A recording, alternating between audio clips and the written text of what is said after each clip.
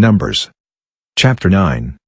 Yahweh spoke to Moses in the wilderness of Sinai, in the first month of the second year after they had come out of the land of Egypt, saying, Let the children of Israel keep the Passover in its appointed season.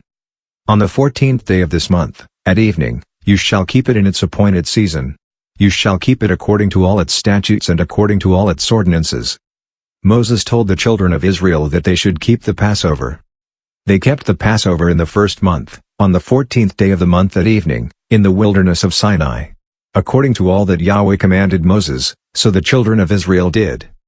There were certain men who were unclean because of the dead body of a man, so that they could not keep the Passover on that day, and they came before Moses and Aaron on that day. Those men said to him, We are unclean because of the dead body of a man.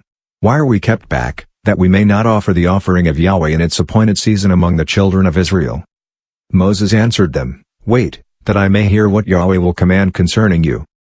Yahweh spoke to Moses, saying, Say to the children of Israel, If any man of you or of your generations is unclean by reason of a dead body, or is on a journey far away, he shall still keep the Passover to Yahweh.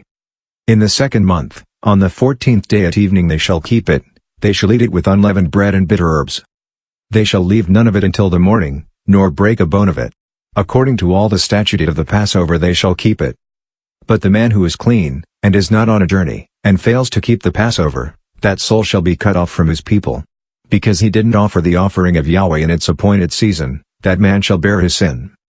If a foreigner lives among you and desires to keep the Passover to Yahweh, then he shall do so according to the statute of the Passover, and according to its ordinance. You shall have one statute, both for the foreigner and for him who is born in the land. On the day that the tabernacle was raised up, the cloud covered the tabernacle, even the tent of the testimony. At evening it was over the tabernacle, as it were the appearance of fire, until morning. So it was continually. The cloud covered it, and the appearance of fire by night. Whenever the cloud was taken up from over the tent, then after that the children of Israel traveled, and in the place where the cloud remained, there the children of Israel encamped. At the commandment of Yahweh, the children of Israel traveled, and at the commandment of Yahweh they encamped. As long as the cloud remained on the tabernacle they remained encamped. When the cloud stayed on the tabernacle many days, then the children of Israel kept Yahweh's command, and didn't travel. Sometimes the cloud was a few days on the tabernacle, then according to the commandment of Yahweh they remained encamped, and according to the commandment of Yahweh they traveled.